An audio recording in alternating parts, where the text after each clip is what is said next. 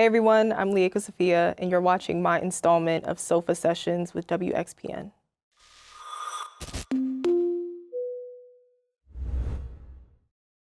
I've been an artist my entire life, which I'm very grateful for. My mom's actually an artist, so just leading by her example. She's more of a visual artist, but she always had me doing so many creative activities growing up. And I've also sang my entire life as well. So I grew up singing in church. I think some of my earliest memories, I'm 2 or 3, just running around the church singing with the choir. So yeah, for me, being an artist is just a part of who I am. I don't really have a separation anymore.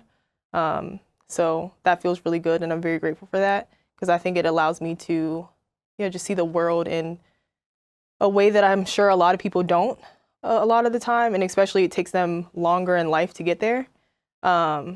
But yeah, because I'm an artist, I'm definitely very rebellious. I'm definitely very aware of the fact that my voice holds power.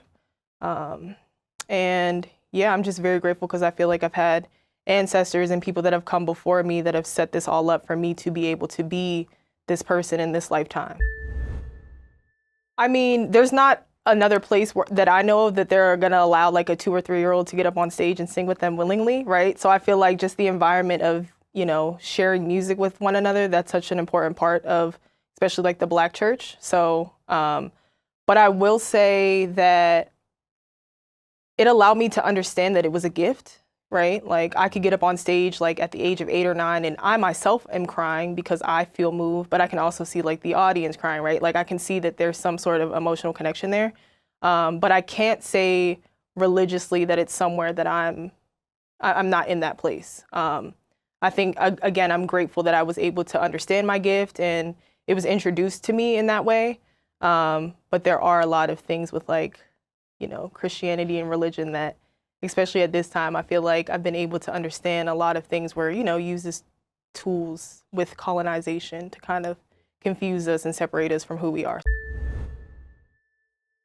Growing up being someone who has always had a certain level of empathy and a certain level of knowledge about things that are typically hidden away from us or kept from us, especially a lot of information about just how powerful Black people are, or, all of the amazing people that have set the foundation for us to be as free as we are today, right? Having that knowledge and then going into a space of, and then going out into the world, I don't know, I just always felt super empowered to always use my empathy and use my knowledge in a way that wasn't just beneficial for me, right? Because it's I could have it, but if I keep it to myself, how will other people learn, or how will other people understand that it's okay to feel and care for one another, right? So yeah, I used to actually get in trouble all the time as a kid. My parents would be you need to worry about yourself, you're always worried about other people and what's going on. But I think by pushing back on that and kind of being well, it's okay to care about other people, right? I know they were just trying to protect me, as most people are, I think, living their daily lives and wanting to just kind of keep it as normal as they can, considering everything that's going on. But it's if we don't advocate for one another, if we don't show emotion, if we don't allow people to know that, yeah, we can actually spread love, then it kind of just goes to waste. I do think that we need more empathy. I think that a lot of the times we forget that so much has happened to us, right? And so much is always happening. Just as us as humans, ourselves are always changing. We're always becoming new. Things happen to us that are outside forces that we don't choose. We don't choose who we are when we're born here. We just appear. So I think that often we forget, again, we live in a colonized society. People all around the world do. People are still fighting for their rights. There's just so much that's always happening. And I feel if we don't show empathy to one another, if we don't continue to speak up for one another, then the evils, the people of the world who are really not concerned with empathy, who are not concerned about caring for one another, they will think that what they're doing is okay. Or, they're just going to keep getting away with more and more. So we absolutely have to recognize that we all go through something. And I'm a teacher as well, and that's something that always shows up, right?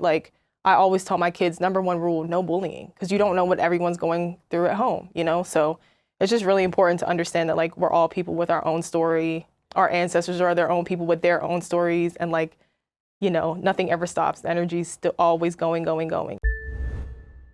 I think for me, it was always very clear. Like some people know in life what their gifts are. For me, music was my number one gift. And I could tell that through music, I could do any other thing, right? Like by being a singer is how I got into modeling, because I was going to a performing arts school and someone scouted me at that school. If I wasn't there at that time, would I have become a model? I don't know, right? Or a teacher. I went to school for music and I was able to work alongside other amazing teachers, and they gave me opportunities to get into the classroom, which then informed me to be able to, you know, do what I do now. So I think that it's always just been very clear to me that with music, I can do every other thing that I want. So literally, yeah, again, since 2 or 3, I've played an instrument, sang in a choir, went to performing arts school, went to performing arts college, whatever it was. So I feel like someone would describe my sound as a mix of like jazz, neo soul, R&B. Those are definitely all of the influences that have helped to shape and create and form my sound. But I'm also classically trained, so I feel like having that awareness of my voice allows me to experiment and try different things. But yeah, I like to travel through time with my music. So I like to give you a little bit of the past and bring it to the future. Being in Philadelphia has definitely influenced me creatively because I'm actually originally from Pittsburgh. That's where I'm born and raised. And I only moved here for college. I went to the University of the Arts.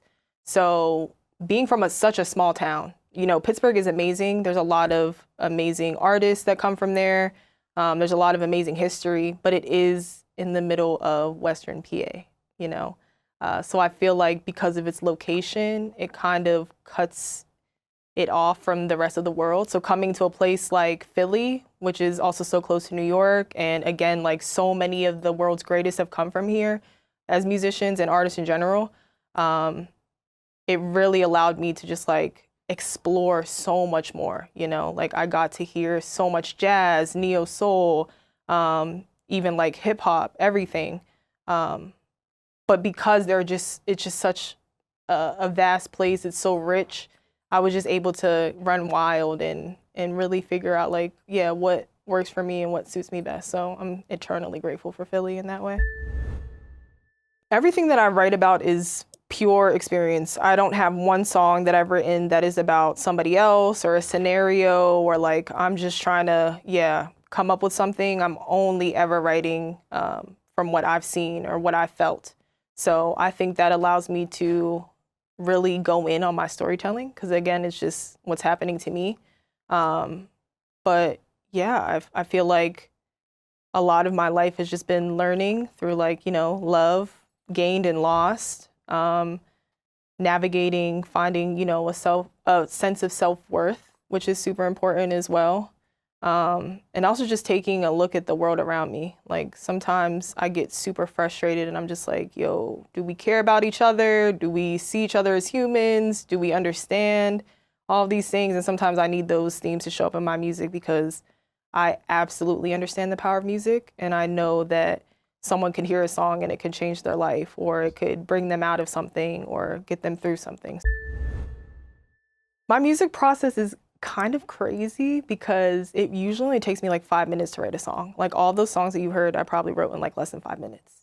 As soon as I hear a beat, if I'm thinking or feeling something, I mean, like not if, I will start to think or feel something. And then next thing you know, I'm just singing it or writing it out. So it's usually just like this stream of conscious that comes in like snap of a finger. I'll be somewhere else kind of. It's like I leave the room for a minute. And then when I'm done, I'm just like, oh, there's the song. But I definitely credit that to like my ancestors and just in general creator for giving me this gift. I feel like it's just really easy for me to translate exactly what I feel when I hear the right song. So I chose these songs because I wanted people to hear what I was working on. I have 2 of those songs, Gardens and Conversations Over Dinner, are going to be coming out soon. So I wanted to give the world a preview before they made their way. And Treasure is just a really special song to me. I actually wrote it when I was 17. So I love that the song has stood the test of time, and I think it's just a really important message, especially, again, we're living in times where everyone's told that the more money you have, the bigger your car, just like the more that you consume, you're going to be better off, which is absolutely a complete lie. So I like to sing that song to kind of like reel people back in, especially like young ladies. We're getting taught to like change ourselves in every which way to accommodate, the rest of the world. And I really feel like we don't need any of that, or no more of it, actually. What's next for me is just more music. I feel like like I said before, I've been accumulating a lot, but I'm really ready to release it and let it go. So just more singles, hopefully a complete project, that'd be great. But yeah, I just want people to be able to hear all of the music that I've made instead of keeping it to myself. So you can go to my website, riekosafiyya.com. I'm actually trying to pull my music from streaming platforms because I don't really align with a lot of the streaming platforms currently and who they support. So for me, taking it back to myself, having ownership, making sure that people know where I stand and, what my values are and how they align is really important. So I want to go more independent. So hopefully you'll just find everything at riekosafiyya.com. Hey, what's up, everyone? I'm Rieko Safiyya, and we just wrapped Sofa Sessions with WXPN. Go check it out.